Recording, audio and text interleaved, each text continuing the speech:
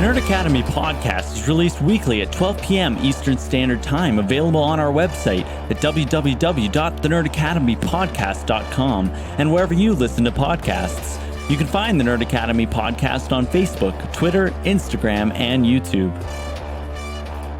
You can also help support the show by going to patreon.com/The Nerd Academy podcast, where every donation allows us to bring you more exciting content every week.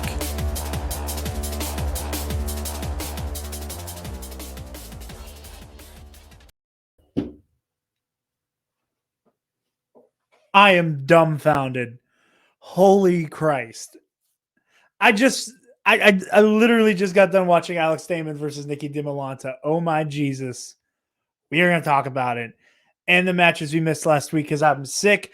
But welcome back to the number one Contender podcast, the show where your favorite nerds sit down and talk all things movie trivia schmodown.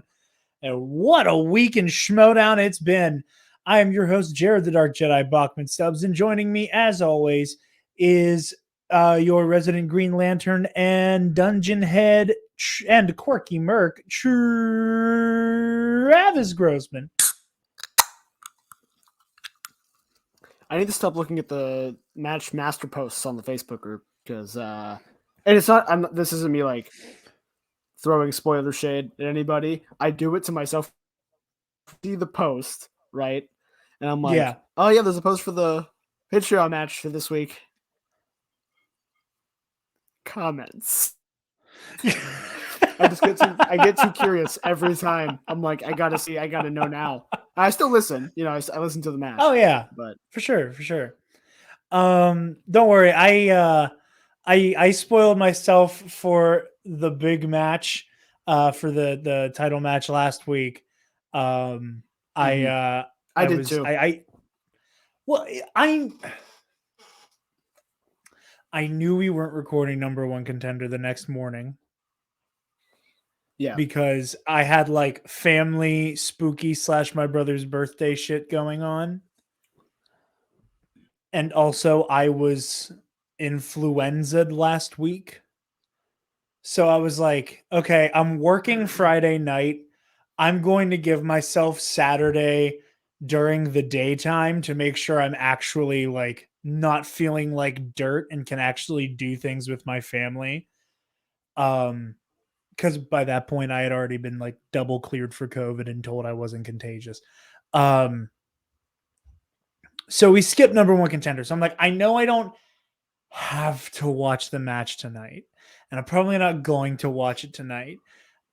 But I looked at Twitter anyway while I was at work briefly, and I saw the little thing, and I believe Shannon posted it, of like all of the 4 like big fan league players with like the corruption logo over their eyes.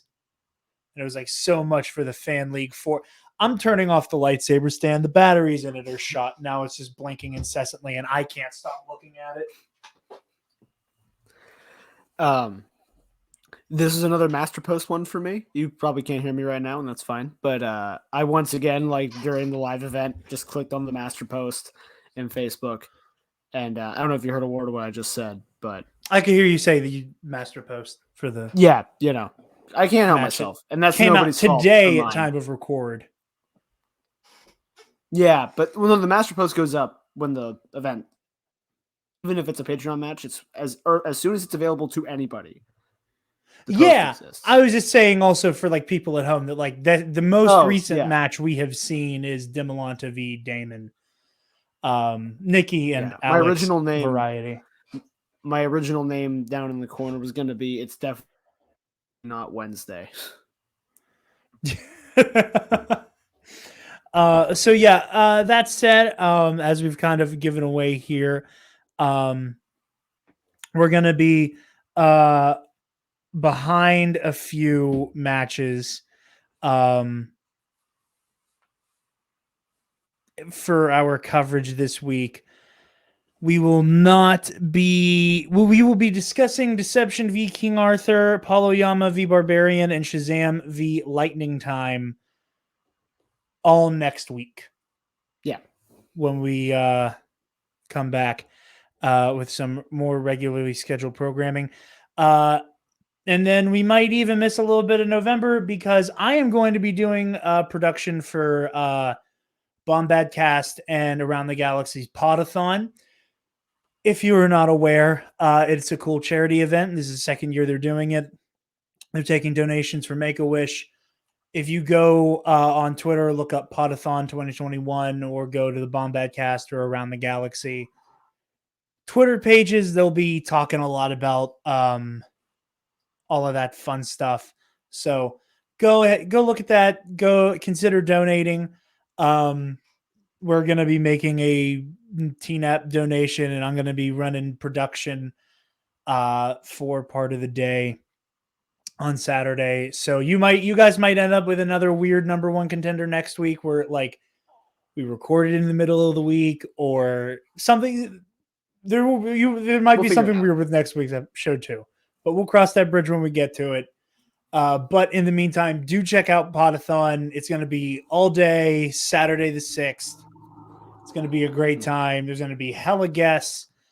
Speaking of Schmodown stuff, during Bombadcast segment, they're going to have Joseph Scrimshaw and Ken Knapsack of Force Center on to just have a Why We Love the Phantom Menace episode of Bombadcast. So tune in for that. That's Schmodown related. I brought it home. Also, while I'm doing housekeeping, Travis, are you ready for our first ad? Oh, God. No. Are you ready? Not at all. No, this is weird, and I can't believe it. I feel like a dog chasing a car. I can't believe we made it this far.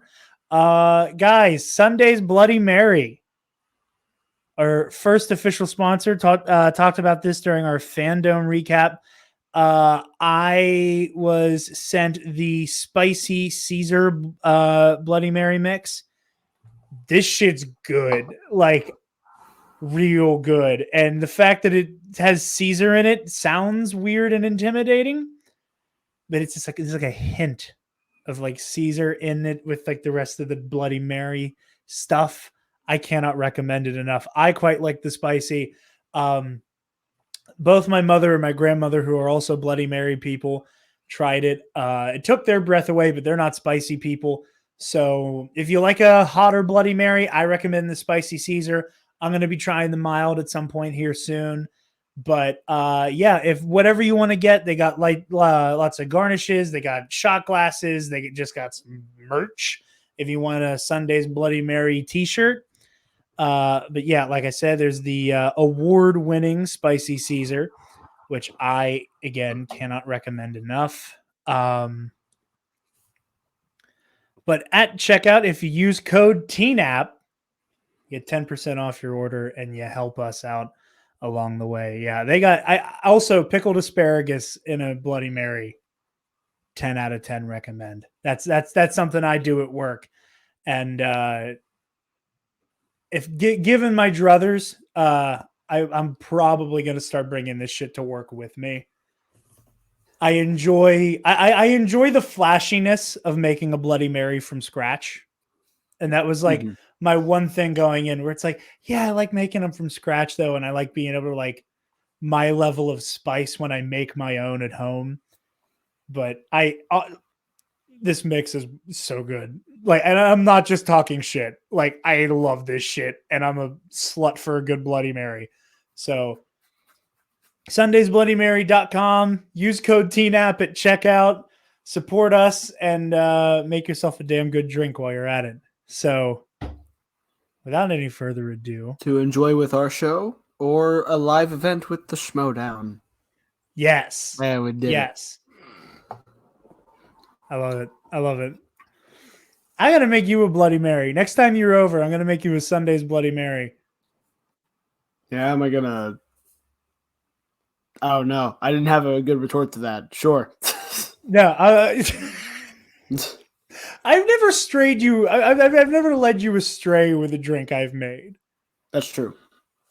I've only ever followed your instructions. And I followed you into hell that night. But... Your recommendation of a drink product is a good one. I can, I'm not a big Bloody Mary person, but If you like it, that's a good sign. So It's you have just made so the only good. drink. You've made the only drink I've ever had where I actually couldn't taste the alcohol. Like people say that, like, oh, you can't taste the alcohol in this. I always can. You got me. You got me that one time. What was it with the Aaron Bourbon Turbin? Yeah. So if Uh, you're recommending anything to do with any alcoholic beverage, I trust your judgment. And it's so good, man. it's Like quality because product. like my because like the Saturday, like my brother was home, so like mom made like a huge ass breakfast, Mhm. right? And I finally had my appetite back. So I was like, oh, okay, it's time. I could finally try this Bloody Mary mix. I shook it up, I poured it out, and like again, my mother and my nana are like standing on either end of me in the kitchen. And all of us had that, oh, that's a sinus clearer, Mhm. which immediately terrified them. And at this point, I'm just like, oh, Well, yeah, you know, that's why I'm here. LFG. Yeah, that's why I'm here. And I was like, it's just this perfect hint of Caesar. Like, I know it sounds like I'm kissing ass, but this is legitimately the best Bloody Mary mix. Like, like I said, I do mine from scratch because I don't like Bloody Mary mix. I love this shit. Like they whenever we first were kind of they like agreed to try to maybe do like a sponsorship deal, they were like, yeah, we'll send you one that you can try so that like if you like it's to make sure you like this stuff before trying to sell it. And it's literally the only Bloody Mary mix I will ever put in my mouth because I don't like the mixes. But That's why you should go buy it with code TNAP. It's an easy code. Yeah, TNAP. TNAP. You know what to do. Imagine if it was the entire name of the show. That'd be really funny. Yeah. Yeah. When they asked me today, they were like, what do you want the code to be? And part of me was like, I can't do a cookie cup joke. It needs to be easy to remember. It need like a part of me just wanted to be like, step away from the cookie jar. And I was like, no, I can't do it. That's gotta be using code step away from the cookie jar, step away from the cookie jar, step away from the cookie jar. Yes, you have to put all 3 repetitions in. All 3, and then it's 69 at the end just because we're 12. Collectively here, we're all 12. But anyway, I kid. But jumping into the matches this week.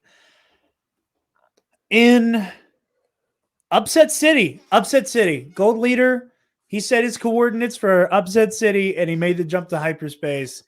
And I'm eating crow. I am eating crow. Gold Leader is just smacking people.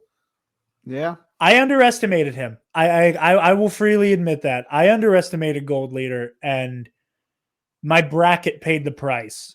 Like I thought it was a toss-up with Scrimshaw, but I was like banking on Scrimshaw. I was like, the proven commodities got this. We've seen Joseph with had his like perfect match that went to sudden death last year with Demolanta, and he kind of lost on a question he clearly didn't understand. And with this one, he ran away with it, man. Like, Laura's a friend of the show, so like I said, I was pulling for her, and like there came a point in the match where like biases aside went, this kid's a bigger threat than I gave him credit for. Like, yeah, he's and that even after last week, I was like even after last week when I was like, okay, I was wrong. I was wronger than I realized. Yeah, I obviously I gave him more tread than you did a little bit. Yeah. So I was like 60-40, but same thing. Just Laura's played for the title before. He hasn't. He has proven himself. Like he played a 5-round match already. It's just in those situations you pull for the veteran players, which is what you do. But I'm not surprised really by the outcome. Yeah. So that was the thing, man. I just like I don't want to say I was like surprised as in I thought it was impossible for Gold Leader, but like the level of play, Yeah, like I just Finstock rookies, man, they're crazy. it truly like it's insane. Like he has that. I think a lot of people have like in terms of his fellow players maybe underrated him. And with this absolutely broken in half bracket, which again, like that'll probably be the match we wrap up with. This has been insane. This has been a bonkers Star Wars tournament. Like you have a rookie sensation taking out two vets on his two very seasoned veterans on his side. And Nikki DiMolanta being like the little conveyix that could just coming out of nowhere. Like again, another rookie who's just throwing elbows at everybody. Like this is insane. If you had asked me what factions even would be in contention for the Star Wars belt, the Exchange, the Den, and the Usual Suspects We're not the ones that is not the combination of factions I would have told you. Like not by a long shot. Like at the beginning of the season, I'd have been like the Stars, Swag, and the Dungeon, probably. I am legitimately stunned we are where we are right now with the Star Wars tournament. Hell, let's just talk about both Star Wars matches in one go. That feels like it makes the most sense. I watched it. I was like waiting for you to hop in. I was like, oh, I have time. I can like speed round Damon v. DiMolanta, Alex and Nikki variety. And I had it on 2x speed. I'm watching it, and you popped into the stream. And I just want to say real quick, because I'm going to directly quote myself. So disclaimer, in my family, more often than not, the word bitch is a pronoun and not a pejorative. So like I added Travis to the StreamYard studio while I was watching it. And I paused the match. I looked up. I was like, this bitch is on fucking fire. She is out of control. Like she is just like is it just throwing elbows, man.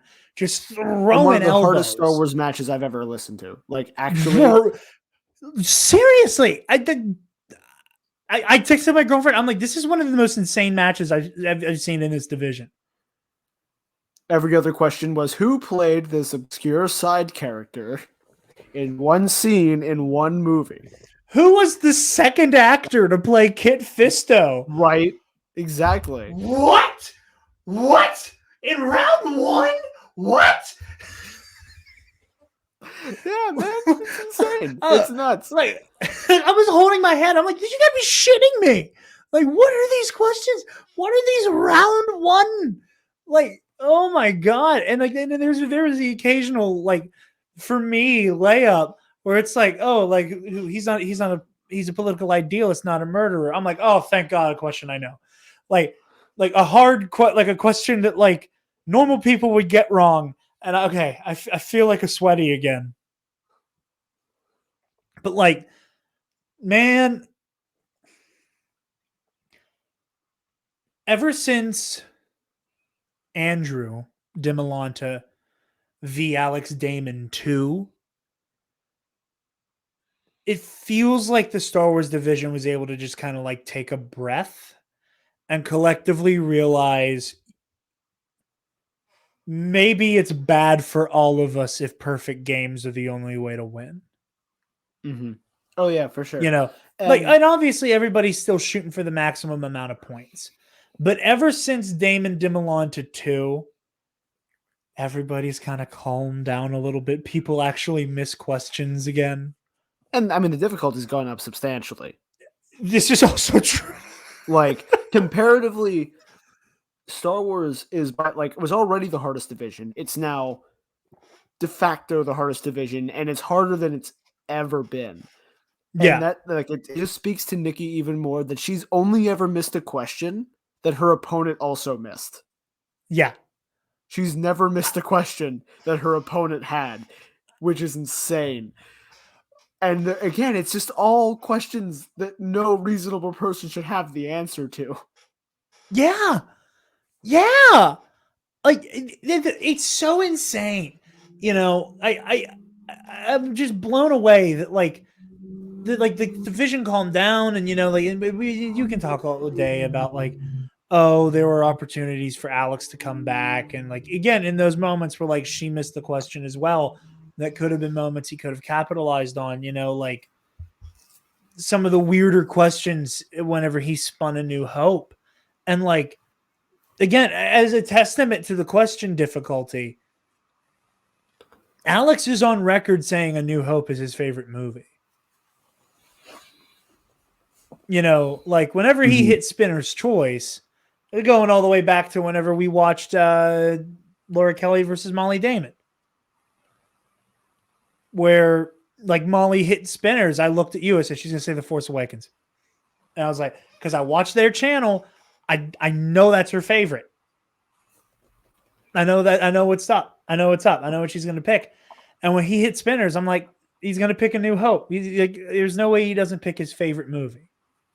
Mm-hmm. And watching him fight for these random ass rebel pilots. Who's the actor that played Gold 2? Holy shit. You think I know? You think I knew there was a Gold 2 to begin with?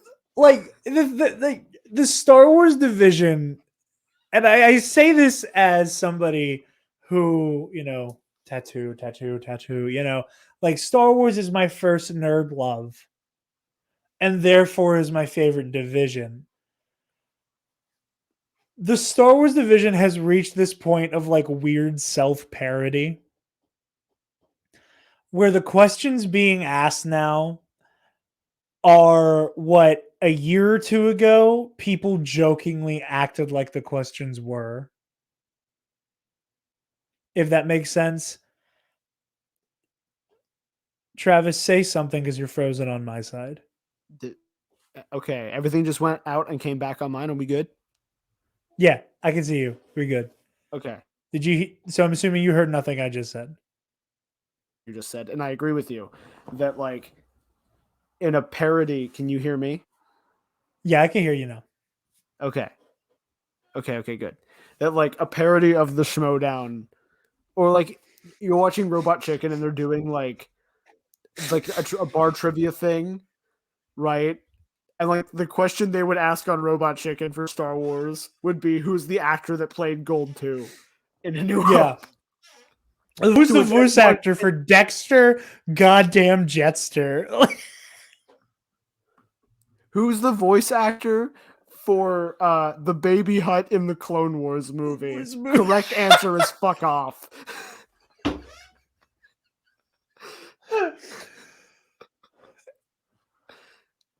I was just blown away. But like I said, the Star Wars division has reached this point of self-parody that, and again, I love I love how candid they are on backstage. I haven't seen this week or last week's backstage, but the way PJ Campbell a couple weeks ago was we need to start asking questions about the Mandalorian and the Clone Wars and Rebels. The running out stuff, clearly. Well, that's even this isn't me critiquing play, because I think Star Wars, it's again, the wheel is irrelevant in the Star Wars division. It's just not a real wheel, because again, spinners and opponent's choice don't matter. I think that's true to a certain extent. And I think, and again, this is just me, but playing along, I breathe more of a sigh of relief when somebody spins a prequel or a sequel. That weird realm of OT deep cuts and OT background characters would scare the hell out of me. And that's I know my minutia about the prequels. I know my minutia about the sequels. And even though, like, again, this is like for some of these people a part-time side gig job, seasonal job. So like there's an expectation that your minutia bullshit background character knowledge of all three trilogies plus the anthologies be there. People still have their preferences. yeah, for sure. Like I'm not You saying it doesn't know, matter at all. I disagree with. I don't disagree with him spinning again on Phantom Menace because it's been overasked. I think that's true. That if you get any of the any of the numbered movies that aren't Rise of Skywalker, it's smart to just spin yeah. again. Unless it's your favorite. Like unless he'd spun New Hope and been like, yeah, we'll keep New Hope. Shush. It was probably just like it's my Dragon Ball game. But like it's New Hope and he takes it, that's great. I think hitting a movie that you're like not iffy on, obviously, but like this isn't my favorite numbered movie. Yeah. I'm gonna spin again. Just make like there's no reason not to.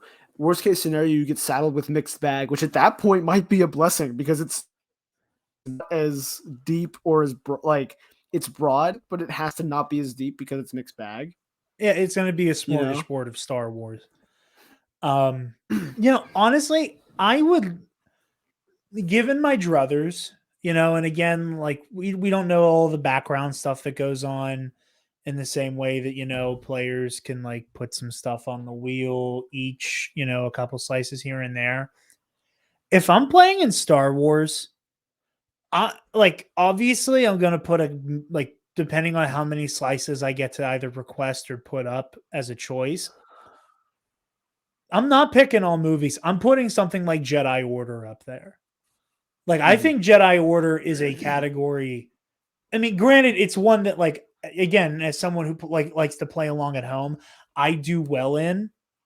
But as we've joked about on Knights of the Nerd Republic, my weird encyclopedic Star Wars knowledge is at its prime when we're talking about the Jedi. So like the well of information of just like knowing who's on the Jedi Council in a given movie, I think something like Jedi Order is an underutilized wheel slice.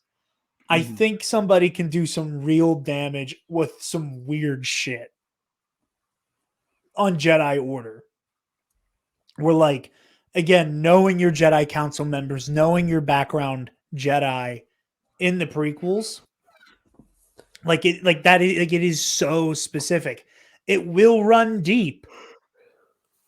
I think like Jedi Order brought us, what's the name of the Padawan that Yoda tells to like close the shades in Attack of the Clones? I can't remember if it was Clones or Jedi Order that gave us that question. It could have been either. I want to say it was Jedi Order. I think you're right. I think it was Jedi Order.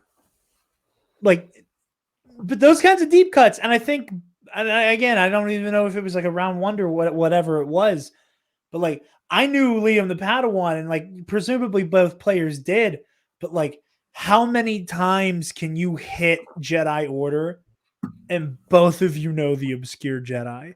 Or round two, it's just something that seems scary and vague that like on opponent's choice, like if I'm playing somebody else and they spin opponent's choice, something that isn't a movie sounds really good. And if mixed bag isn't an option, like, okay, how many people do you actually know who served on Geonosis? Like you can just kind of use that as a watermark. Like how many Jedi do I think you can name during the Battle of Geonosis? Because eventually we're going to start talking about Baltar Swan and shit like that. And I'm just going to pray you like at some point you've like felt the touch of another human being and you don't know who Baltar Swan is. And I'm going to hit you with Jedi Order. I think that's like one tactical little shadow is like doing the Ben Bateman bullshit where he'll be like, hey, kiss my ass. I'm putting Tyler Perry on the wheel. And then like, he forces other people to have to study Tyler Perry or he spins it and he's just like Medea movie, Medea movie, Medea movie, Medea movie. Alex Cross, I think it's a strategy that could prove fruitful, especially going into the spectacular with whomever we have at play here. I think it would be sneaky, and I think it would be clever. But I've been ranting and raving long enough. But yeah, no, these two Star Wars matches, absolutely insane. Some of the best matches of the year, Demolanta v. Damon. It's gonna be a big nut bust. It absolutely was. Just gotta throw it out there.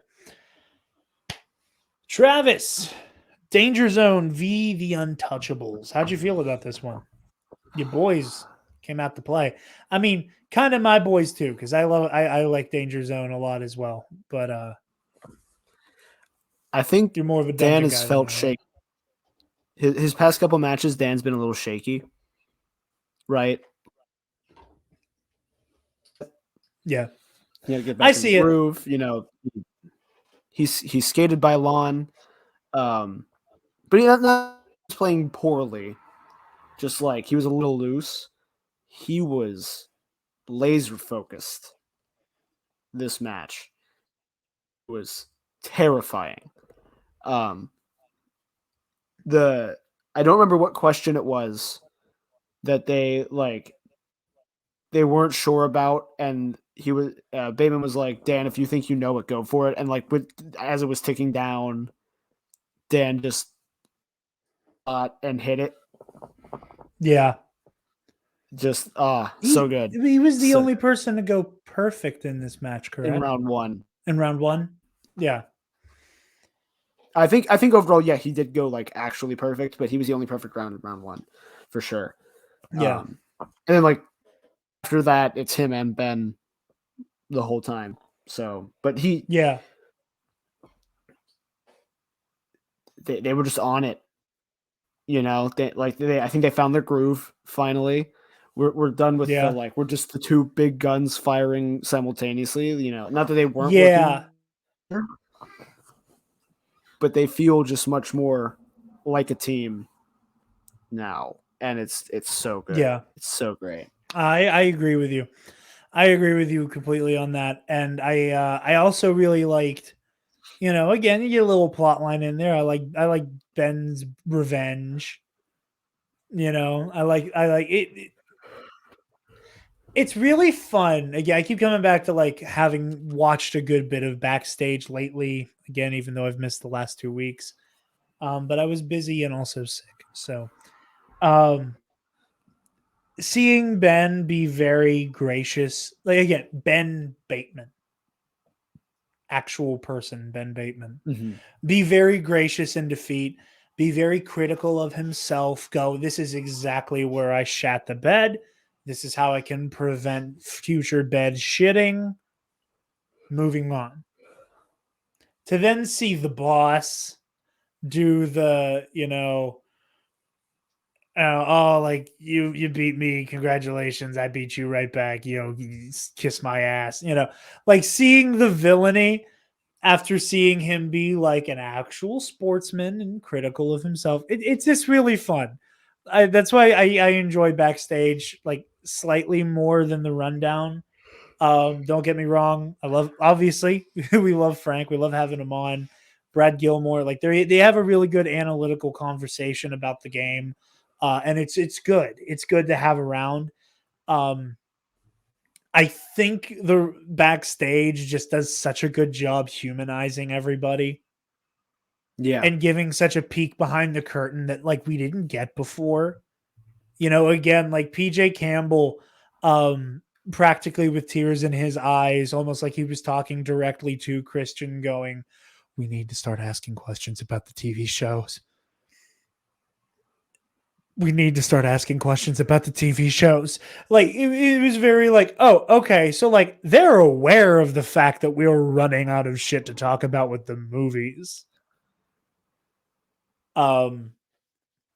It's very, very, very good stuff. This match was really good. Man, it's It's crazy. It's crazy that in less than a week it's November. And that means we have a month left of schmoing until Spectacular. And by that I mean we have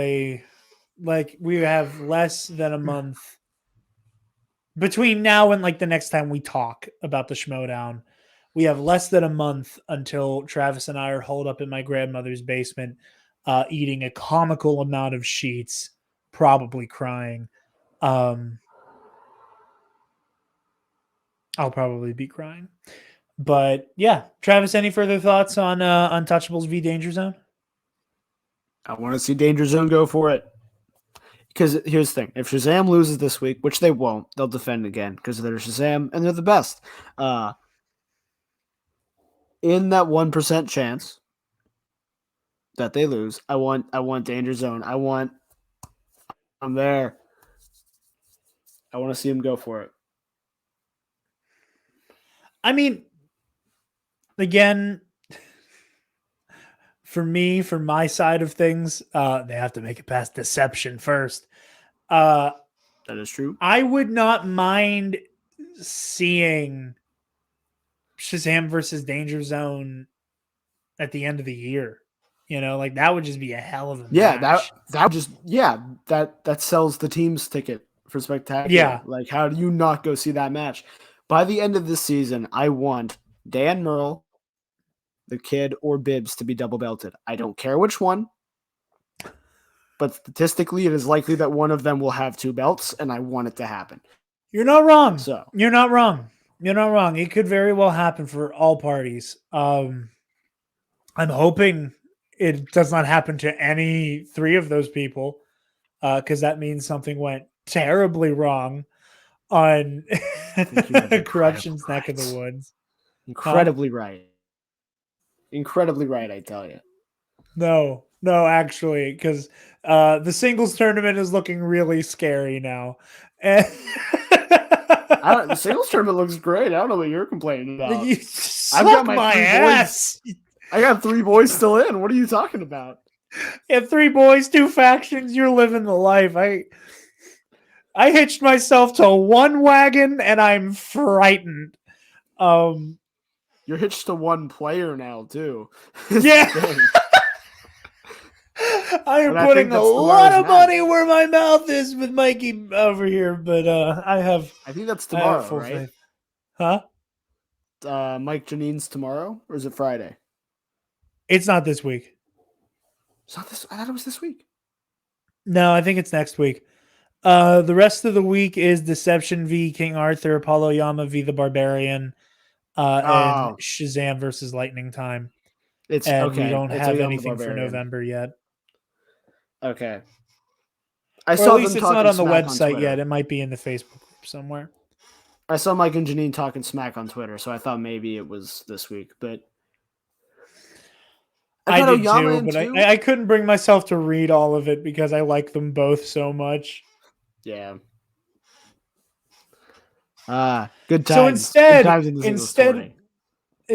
of indulging in any of the Mike v Janine shit talk, because I can't bring myself to talk shit about Janine the Machine. As I sent you on Snapchat today, I didn't get a chance to like embed it in the StreamYard deck. My favorite Snap memory came up, and I'm just gonna play it into the microphone of my favorite John the Outlaw Roca moment in the history of the movie trivia Schmodown. Bibiani, I'm over it now. Hold on. So Bibiani, I'm over it now. I'm coming for that goddamn title. I'm gonna fuck your hold up, kid. You've jumped in on every judge question because you think you know better. You piss me off. Now I'm coming for you, bitch. I want that title on my goddamn shoulder, around my fucking waist. But either way, I'm coming for it. So get ready. Get ready, you clown. That was a plot twist. Listen, I get why they can't curse anymore. I'd sell half a Team TNAP just so I could watch that shit happen live again. You know, like granted, like we're Roca's hanging it up at the end of this season, and I'm still sad about it. but God damn it, that shit is so funny. Like I got giddy. Like I woke up, I like looked at Snap, and I'm like, it's the Roka freak out, and I like watched it 3 times before putting my sister on the bus, and then I put her on the bus, and then I saw the Lightyear trailer, and then I cried, and then I took a nap. But like, it's so Not funny. necessarily in that order. Not necessarily in that order, but I put it on Twitter, and I was like, "This is why I love John Roca, and this is why I'm going to miss the Outlaw come next season." And he. I don't know if you saw his response or not, because he replied to the tweet. It was actually very wholesome, because all I saw was him address Dan by name, and I was like, "Oh God, please don't tell me Roca's about to cut a goddamn promo in my replies." I got very nervous for a moment, but I shared that clip. I said, "I'm pretty sure I share it every time it comes up in my Snap memories, but this is truly one of my favorite Schmodown moments, and is hands down my favorite John Roca moment of all time. The intensity and bravado fitting of a goddamn legend. Outlaw, you will be missed, sir." And he replied, "Haha, well, did I accomplish what I set out to do, or didn't I? Poor Dan." At this point, I'm like, oh shit. He's cutting a promo. He wasn't. Haha, well, did I accomplish what I set out to do, didn't I? Poor Dan, he looks so uncomfortable with my lunacy. Not an easy thing to be around. Bibbs and I are great friends today, but that heat was real back then. I'm so sad Roca is retiring. It's gonna be a weird Schmodown. It's weird. It's a weird tournament, right? Like he didn't play in the tournament. It's so weird. I'm gonna miss Roca so much. Like, These are strange I times. think about the Shire Wolves and teams all the time. I think about Smats and Cushing with the IG. But man, teams and singles is gonna have like a hole in it. A Roca Without shaped hole. A cowboy hat and anonymous mask shaped hole that like legitimately I like. Again, I'm not saying that like, oh, the Schmodown's gonna be bad without him. But No, like, not at all. But no, not at all. But like, he absolutely helped build this, and he's a legend for a reason. And I love Roca so much, man. I've been stalling talking about the corruption loss long enough now. David Del Rio. speaking of me having boys still in the tournament. You smug little shit eating and kick you in the dick. David Del Rio versus James White. Beating corruption this week? What? Bump you out of the stream. I would have done it if I was in full screen mode and I could have gotten to the button quicker. Ah. This was an absolute knife fight. Yo, yeah. So to be fair, I did not think he was going to win. I really didn't. No, this was an absolute knife fight of a match. I'll be honest, I had to like rewind it a little bit while I was watching on YouTube because I was catching up on everything I missed last night. And this was the inevitable match where I got really comfy. Not in terms of like watching a corruption player. I just got really cozy and started to nod off. But yeah, this is a crazy ass match to watch, man. I too did not think Dave Del Rio was going to pull it out. That was another thing with his match was that when I saw the spoilers for Kalinowski v. Moses, I remembered seeing like something makes up for White's defeat. And going, oh, something happened with James White. And then like forgetting that until I was like watching the match and going like, oh, Del Rio's done for.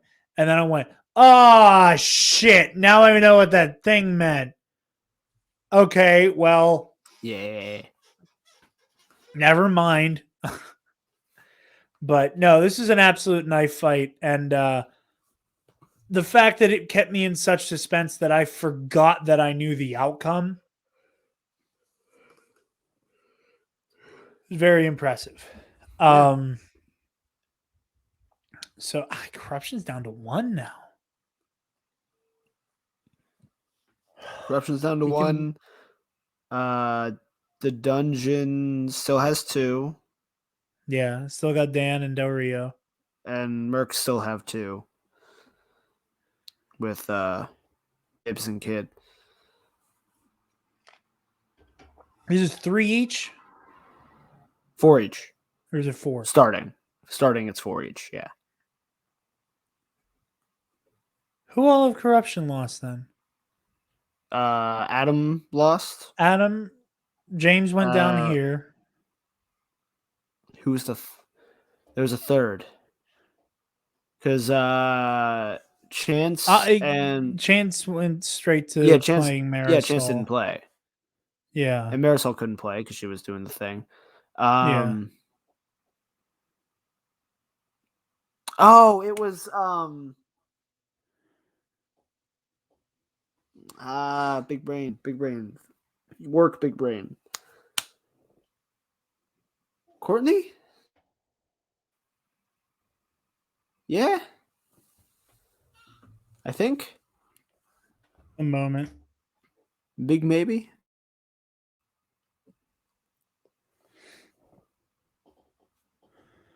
Dimmer.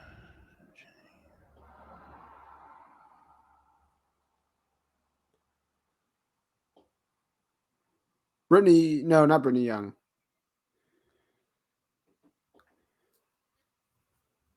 I definitely thought Brittany Young was a corruption player.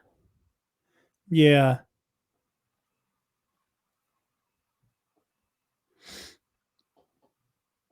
Okay, we got Dan Merle Schloth, King Khan Harris, KO Hauser, Zipper Machine, Nick Harley, Polyama. Was it Nick Harlan? No, he's not in the corruption, is he? No, he's on the stars. That's right. Barbarian Duralde, Adam and Peggy, Jacoby Bancroft and the Kid, Bateman Nemiroff, Jada Paramo and Fabretti, Horowitz and Jen Kemp, Griffey Nooms Video Drew, Bibbs and Blunden. Blunden. Yeah, I was going to say. Yeah. I couldn't remember Jacob Blunden was in the tournament. And once I saw his name, I was like, okay, never mind. Oh, my God. That match was so long ago, I forgot. Honestly, same. It feels like it was a goddamn Stone's Age. This was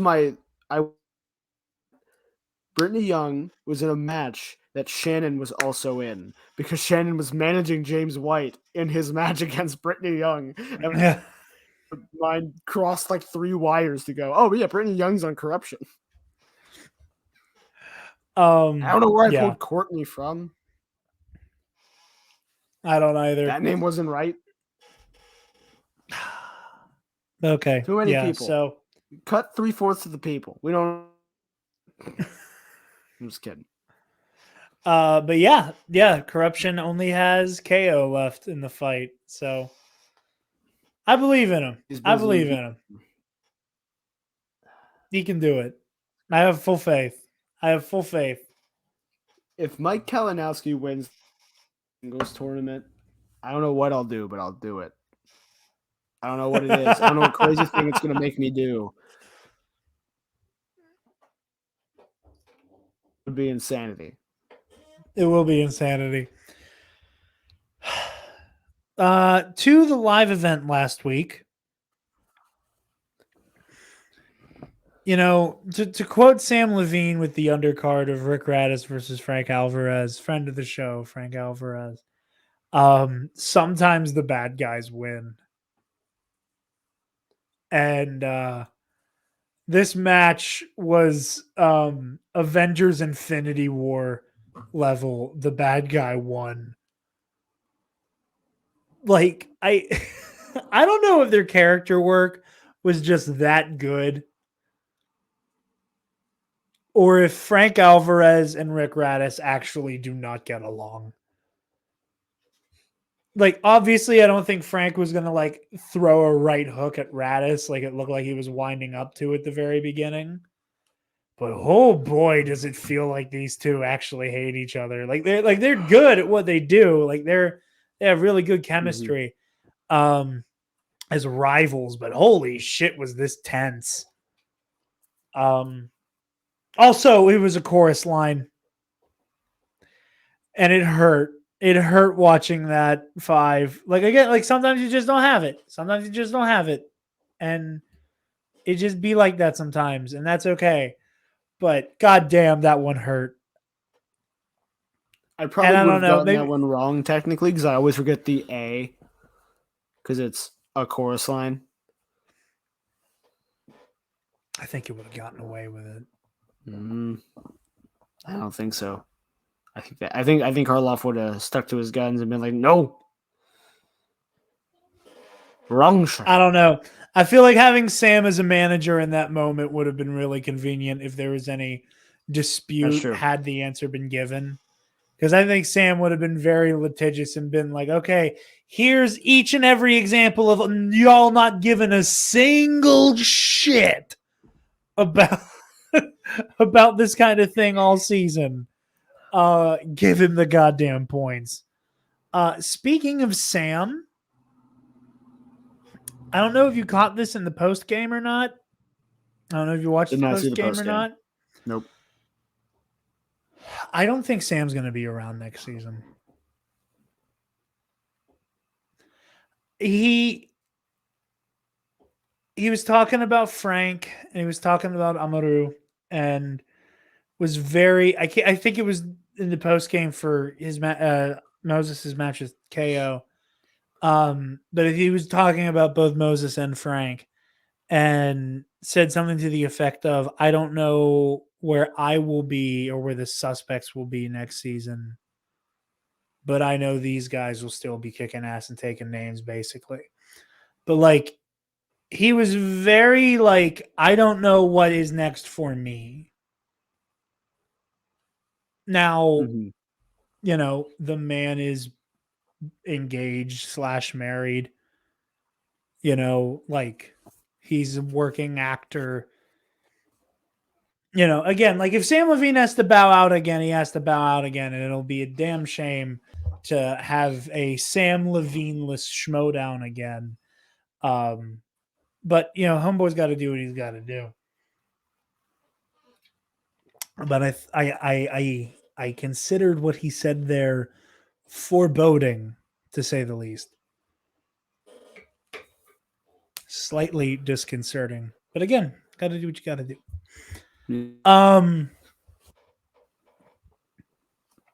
You keep cutting out, buddy. I missed what you said.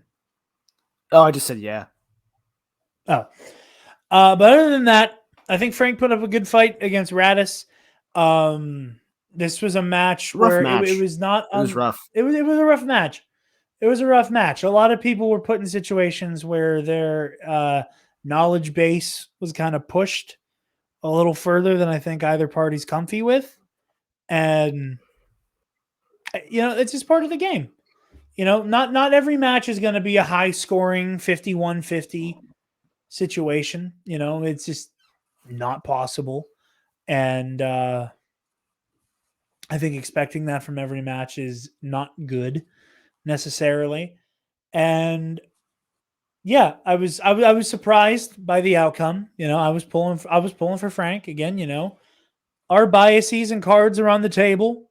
Frank is a friend of the show. We've had some interesting and enlightening conversations with Frank, both on and off the record.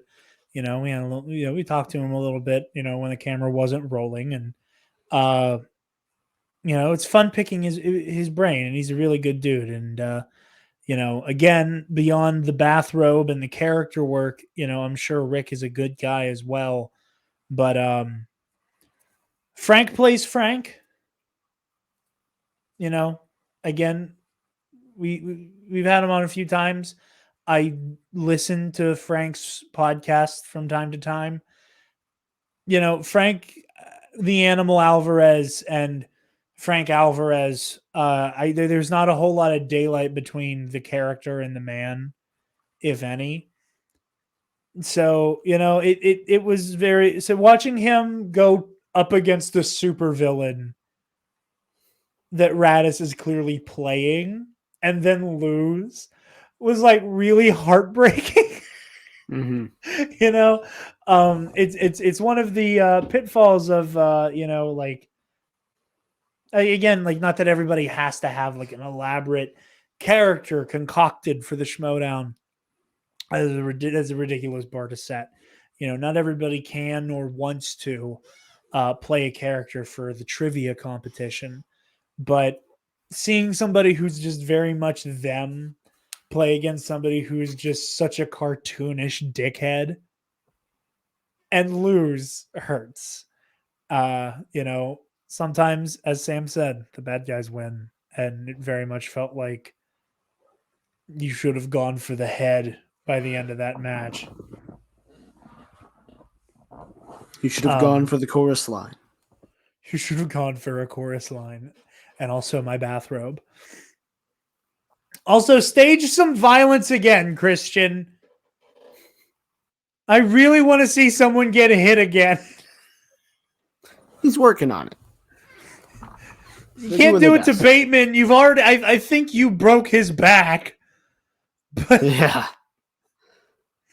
that felt like a joke at Bateman's and his health's expense. It wasn't.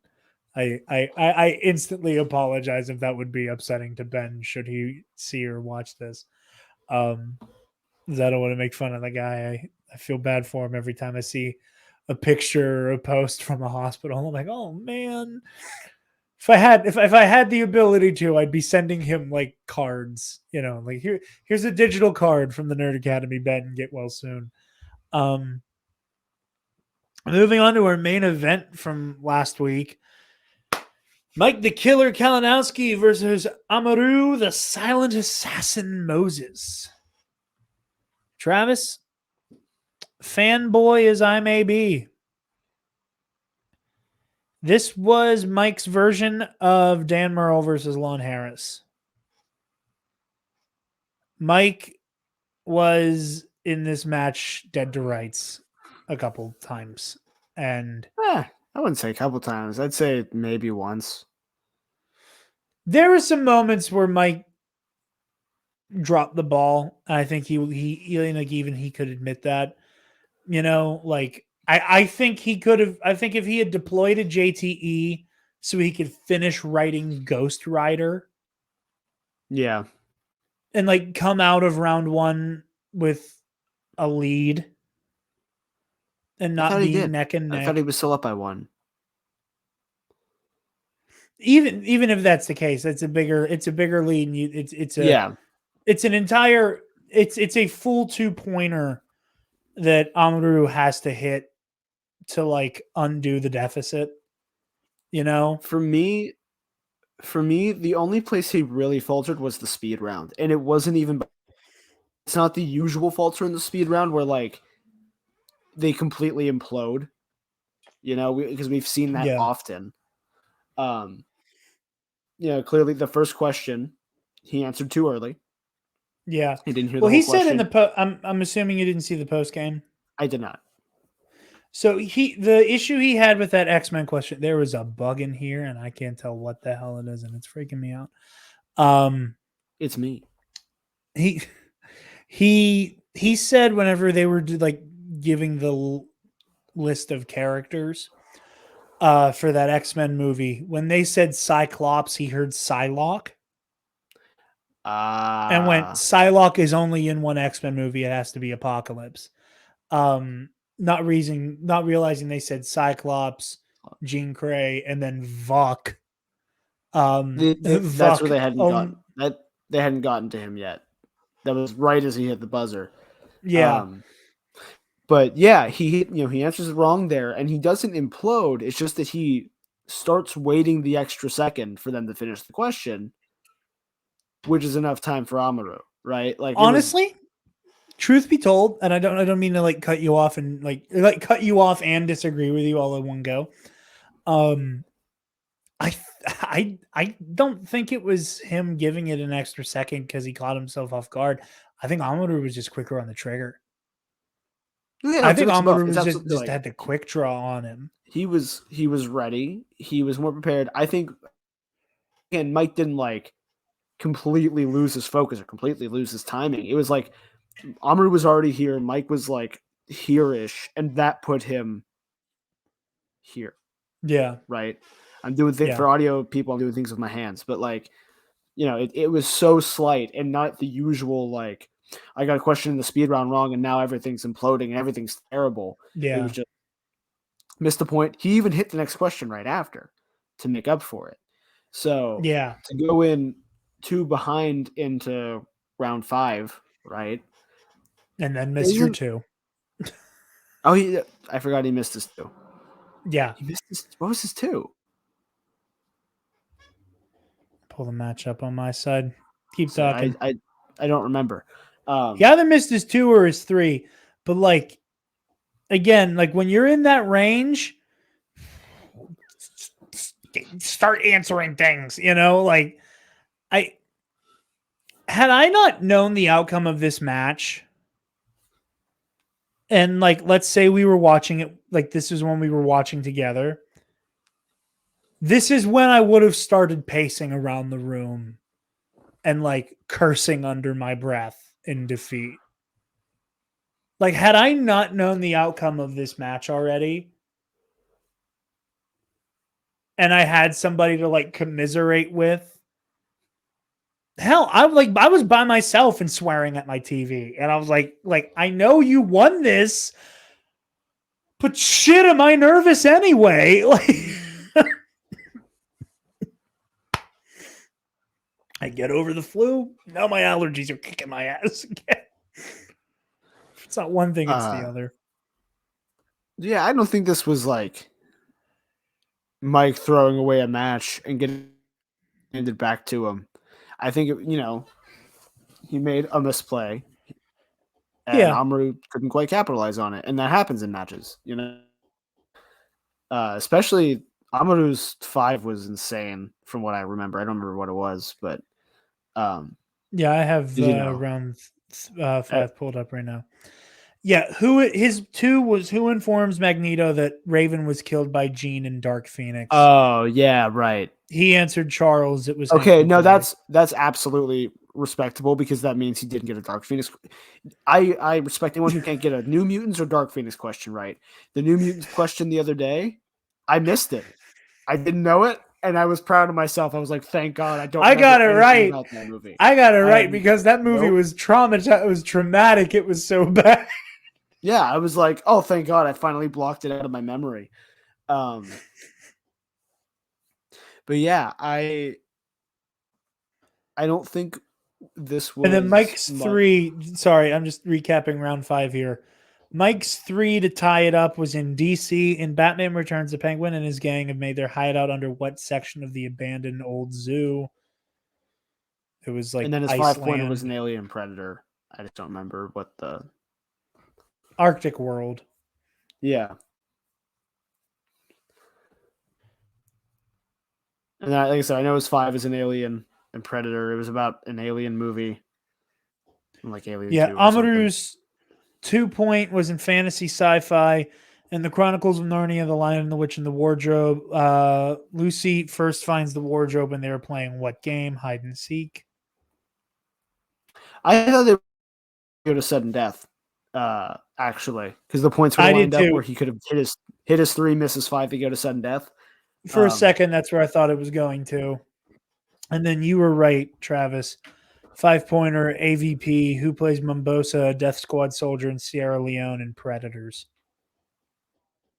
Yeah, and he knew that handily. Like Mike knew that immediately. Yeah. So again, to me, this wasn't on the level of maybe a Dan Merle, Lon Harris match. This was like, it wasn't a handed win. You having fun?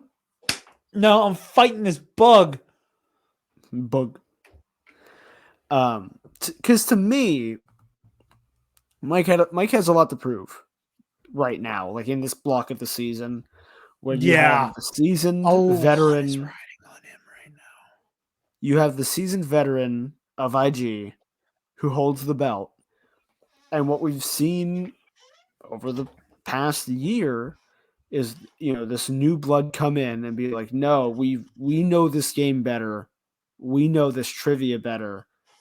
And we are prepared. Like, we are more prepared than you because you're looking at us as new blood. And Mike is showing that's just not the case for him. Like, he deserves the spot he's in. I don't like Yeah. saying he's the GOAT of IG, but he's the GOAT of IG.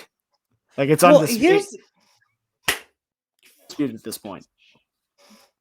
I'm sorry, I keep dropping my bombs. I'm listening, but it keeps like coming at my face.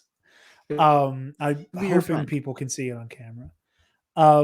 It wants to I'm eat just saying me. right now, I can't. I cannot see Okay, it. well that's good. So I thoroughly look crazy.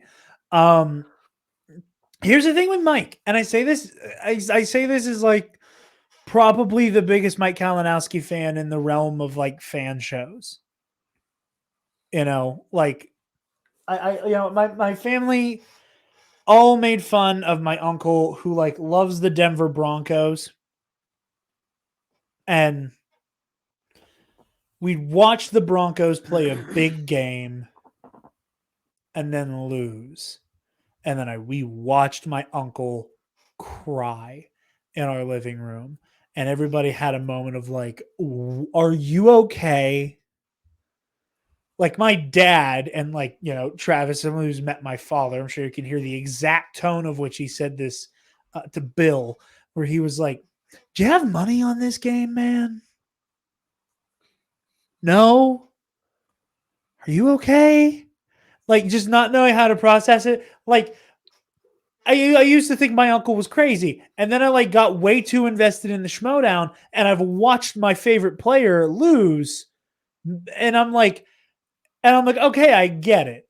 I ride that hype train super hard, both for corruption and Mike is an individual player.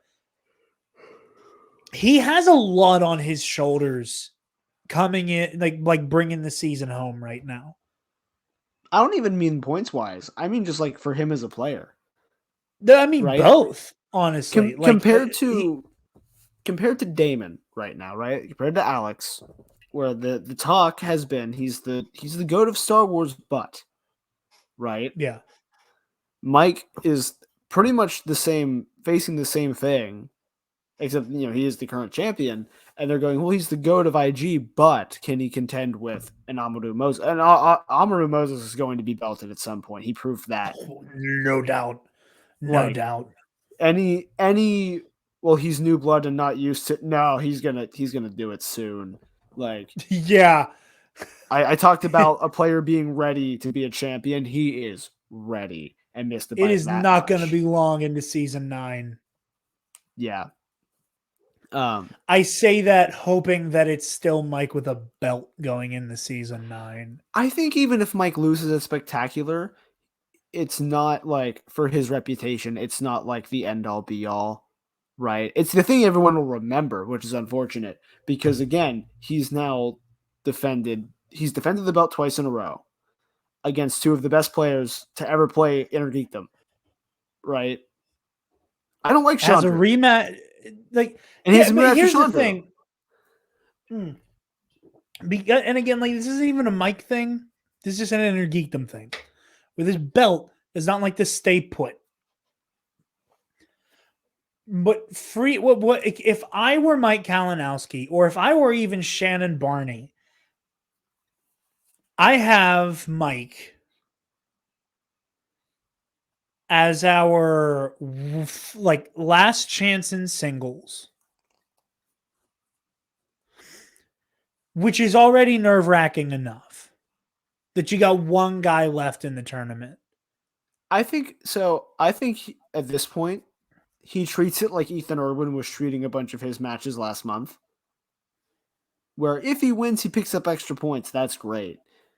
But they already have for the points thing, right? To shift to that, because I'm not super into that. But Corruption already has the belt. Surprises me. I think because I got into it beforehand, and I think it inhibits a lot of the character work and the like. You're absolutely right. You I know, just think it's weird that I'm more into the points than you.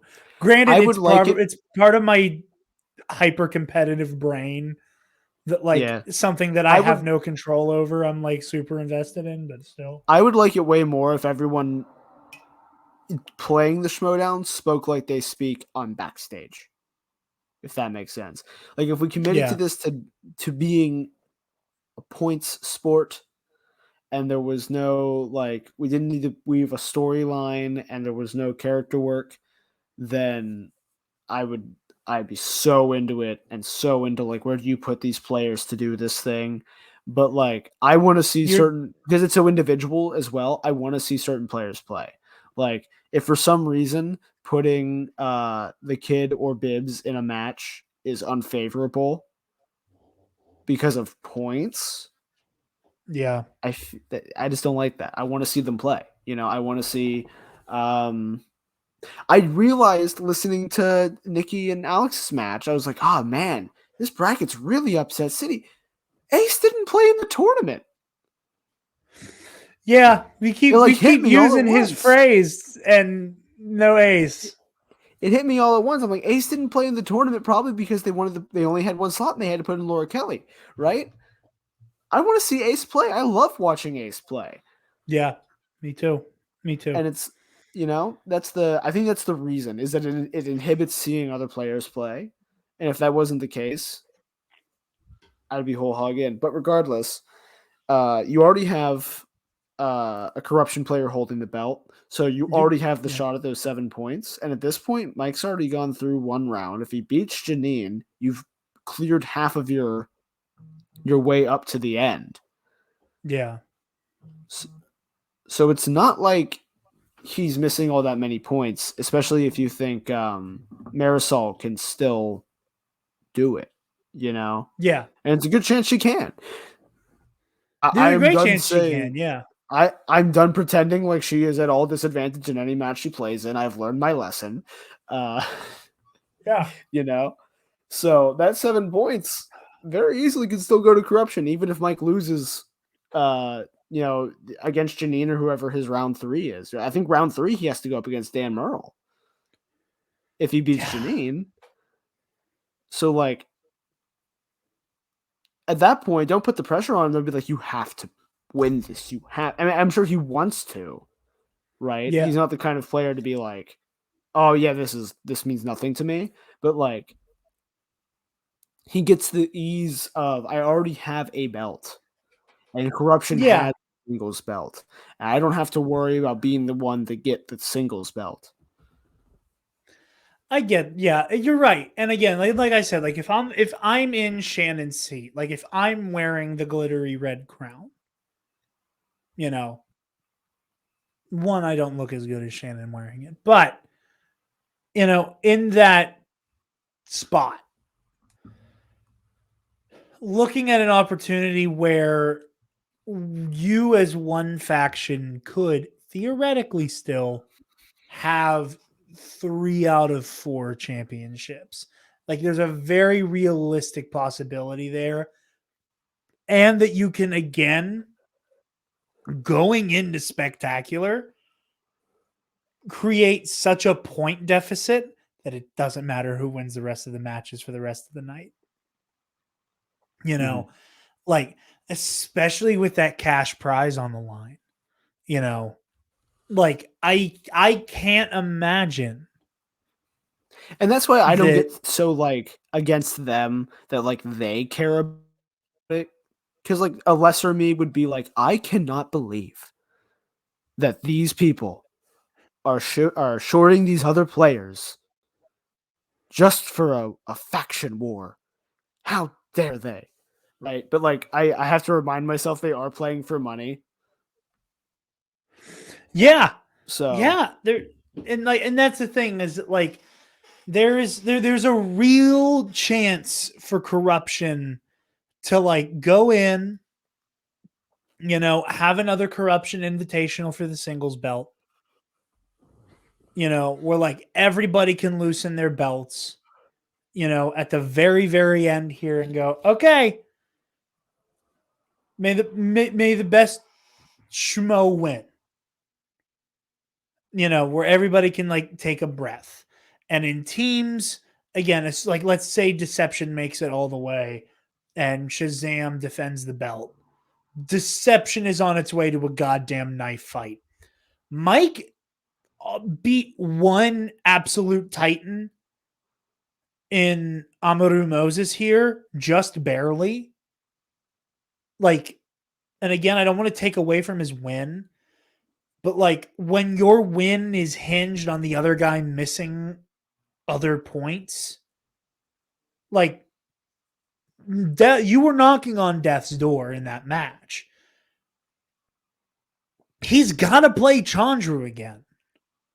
Yeah, I keep forgetting, and it's weird. And again, this isn't a knock on Mike's skill as a player, but just because of the nature of this belt and it doesn't like to stay put, like Mike has already broken a record. Statistically, he's got to lose soon.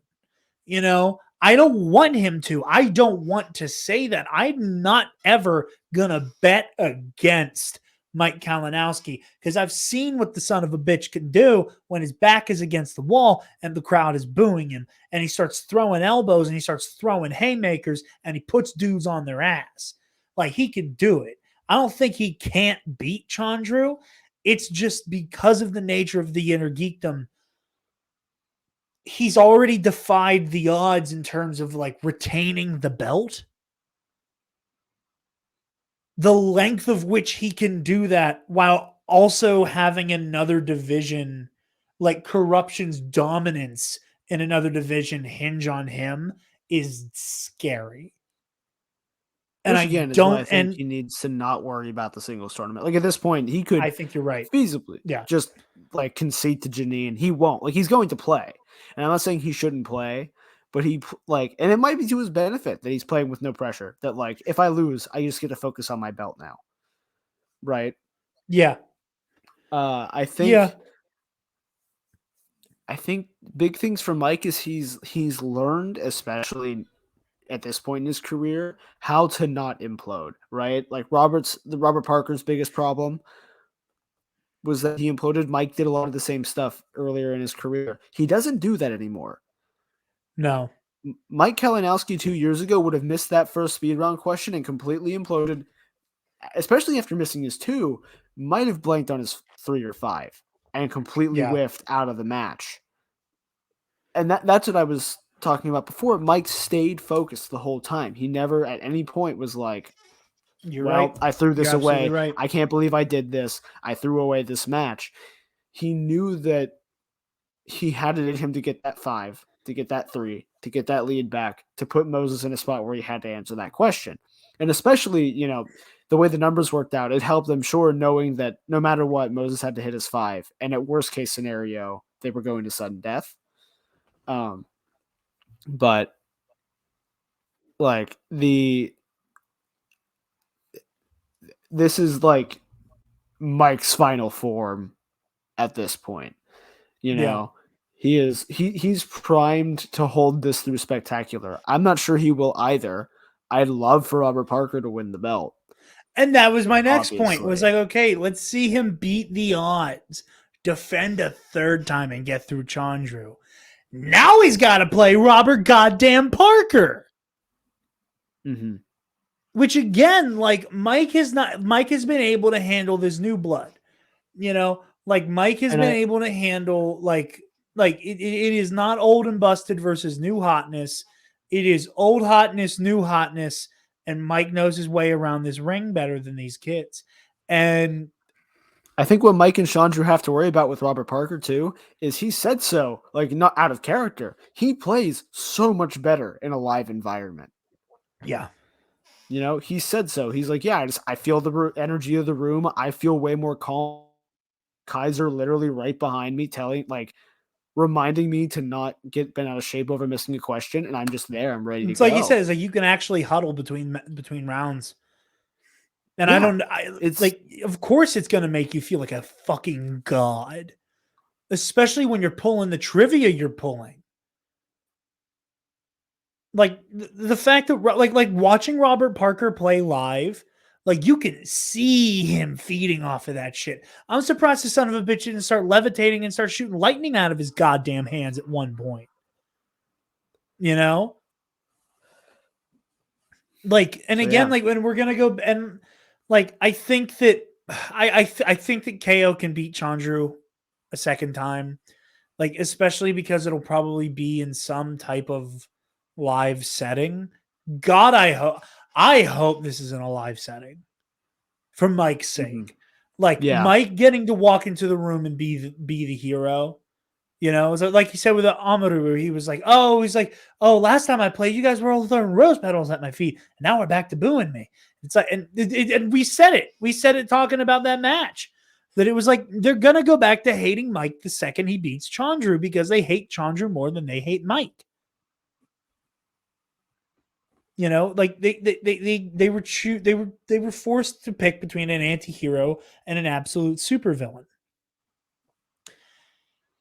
And they're going to be like forced between an anti-hero and a supervillain with Mike and Chandru. They hate Chandru. The people hate the character of Chandru the Chosen Don Depani.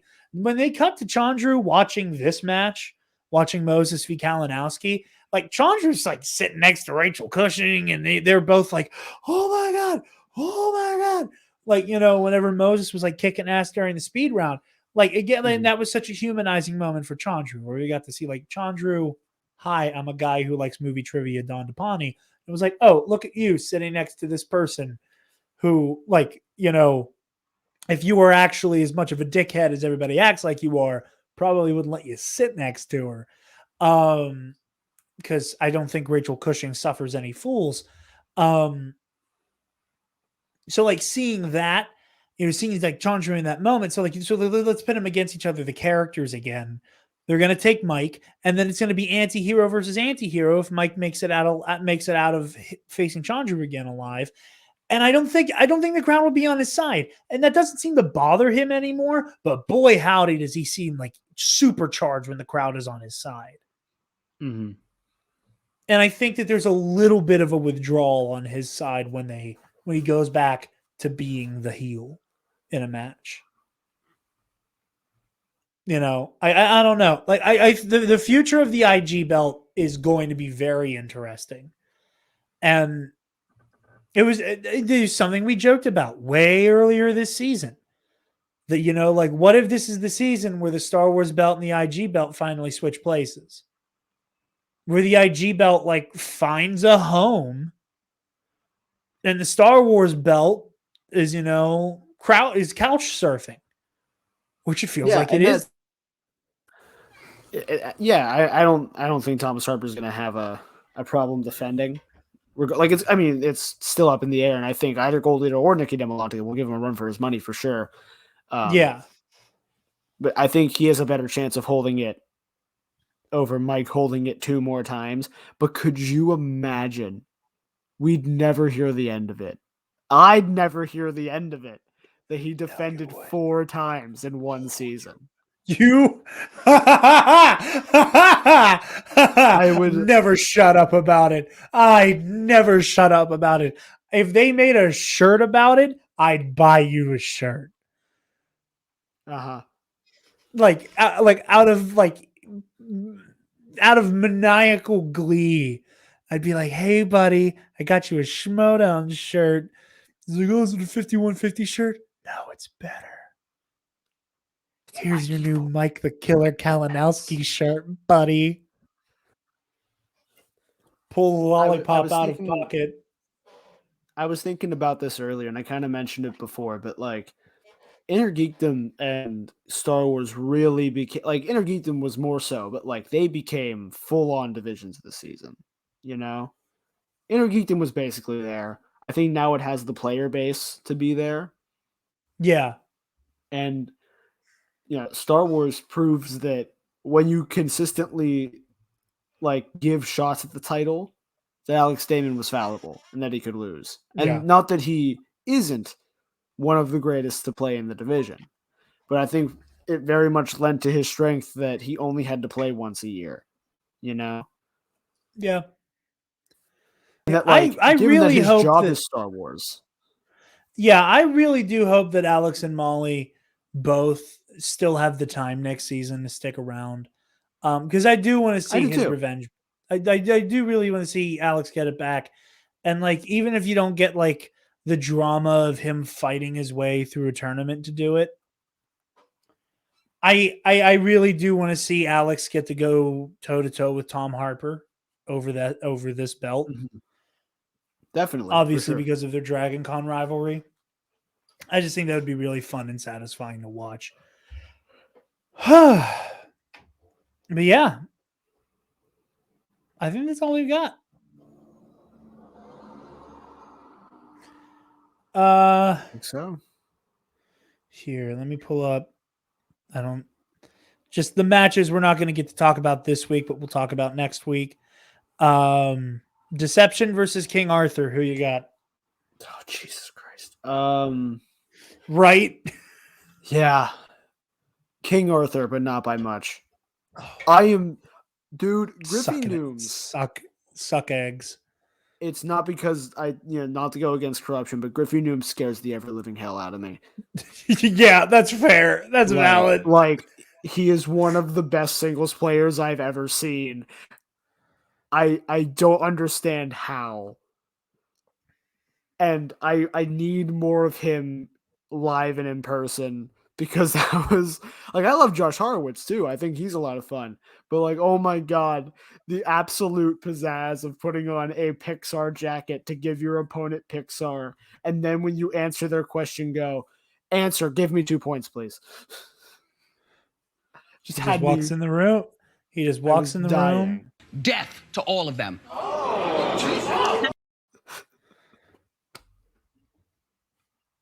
I love that clip so much.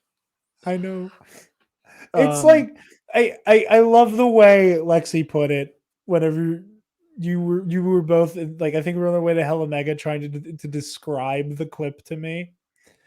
That she surprises herself. Yeah. Like, she realizes what she said in real time because of the And then- reaction. Is like, and then goes, God, I just said. Yeah. Yeah, Griffey Nooms still scares the hell out of me. I think King Arthur is a terrifying team, and I am scared to see what they do in this tournament. So I'm going to say King Arthur. Jared, who do you think will win? I think the team made up of one former champion and one current champion will come out on top. In your favorite faction, who would have guessed? Wait, let me take off the season 7 champions shirt. Pretend not to be biased. Paulo Yama versus the Barbarian. I want Oyama to do good things. I want to see him win. I want to see him do it. He was on such a tear. I'm still not. I wanted to see Paul go for a belt. Yeah. Yeah. I honestly, I can't pick here. I think this is such a perfect matchup. Gun to my head, Paulo Yama, but it can go either way. Travis, we joked earlier with me. Now I'm going to say it to you. I don't know why I'm going to bother asking, but Shazam versus Lightning Time. Look, all I'm saying is Ethan 3 belts is still alive and well. There is a chance that everyone could drop dead and Ethan would be the only player. Shazam, dude, they've got it. They're on fire. They've done it. They're cementing themselves, man. This is it. They're just gel so well together. They have the knowledge to do it. I want to see them because they've defended once so far, right? Mm-hmm. They defended at Collision. I want 3 defenses this year. I want to see them become the greatest team of all time. I know because the Patriots did their thing. I wasn't around for the Patriots. I want I want them to erase the Patriots off the timeline. I think they could. I don't necessarily coming from the same place of like I want to see Shazam erase the. And I know you're using that like colloquially and this jokey thing, but like I would like to see Shazam usurp the Patriots. I think it would be interesting. I think it would be an interesting Schmodown timeline if Shazam can do it. And I think they can. So I think I am also going to put my money on Shazam. That's all we got this week, guys. Before we do social media and stuff, again, sundaysbloodymary.com. Use code TNAP at checkout to get 10% off all manner of Bloody Mary accoutrement that you might pick up while you're there, and you'll help out your favorite nerdy podcast network. Travis, isn't this crazy? We have a goddamn sponsor. It's very strange. It's weird. We live in strange times. We do. The best part is we got it because I was shit posting. That's the best kind of sponsor. Yeah. I mean, like, not necessarily shit posting. I posted a very pretty looking Bloody Mary. I made it work. And then they replied to the picture. And then in a very shit posty way went, I want these guys to sponsor the podcast. I'm going to go for it. And here we are. Now here we are. Order Bloody Mary mix.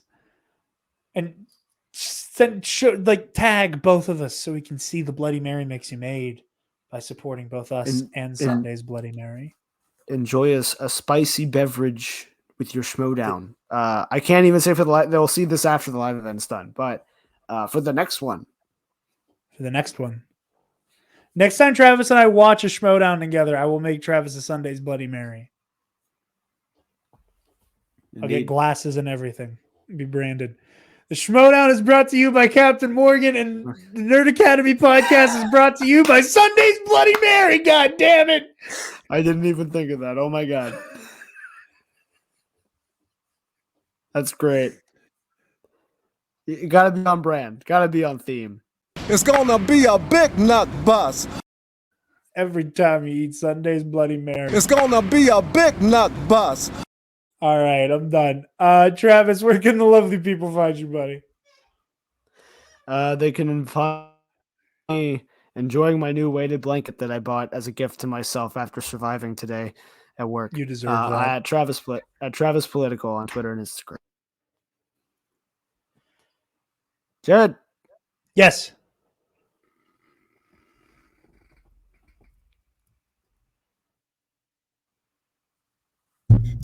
Where? You froze for a second, so I couldn't tell what the hell was happening. You guys can find me on Twitter and Instagram at DarkJedi2552. You can find the Nerd Academy podcast on Facebook, Twitter, Instagram, YouTube, and on our website, www.thenerdacademypodcast.com, where, if you're feeling generous, you can donate to our Patreon page. Give me $1. Speaking of our patrons, thank you to our $10 alumnus, Feige's Ruber Burner, Delta 9, Zach Knaus, the Waffle Wizard, Michael Armburst, and Alex Jones's Gayest Frog. Be sure to consider the $5 tier where you'll get access to Heroic History 101, which we won't get Dark Knight's Metal out in time for Halloween, but it'll be out soon. Soon TM, but for real this time.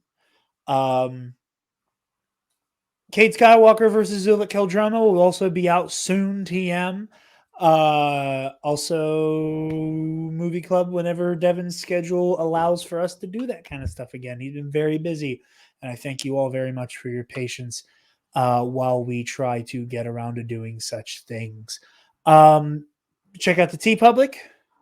Get all manner of t-shirt, hoodie, long sleeve, crew neck, sticker. I ordered a tote bag today because whenever I'm doing things over the weekend, I have a decision to make. Either I can pack clothes in my backpack or I can put a gaming console in my backpack. I can't do both.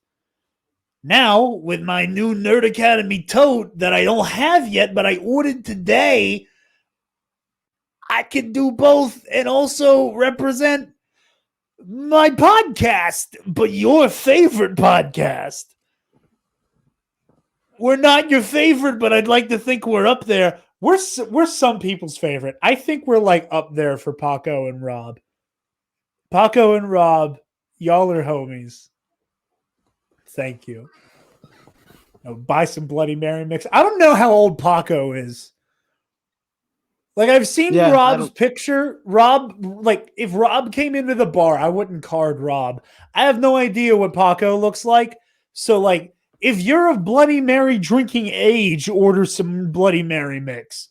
Paco, I'm kidding. You already support us at the $10 tier, so don't feel pressured. I'm just addressing you by name because you've made it obvious you want me to address you by name very directly. Mr. Alex Jones is gay as frog, never going to give you up, never going to let you down. Numbers, bullshit. So you've made yourself a target, so I had to do it. Be sure to like, comment, share, subscribe, rate, review, do all the things. Thank you all so very much for listening or watching or however you enjoy this show, and smash cancer. Stop! Move away from the cookie jar!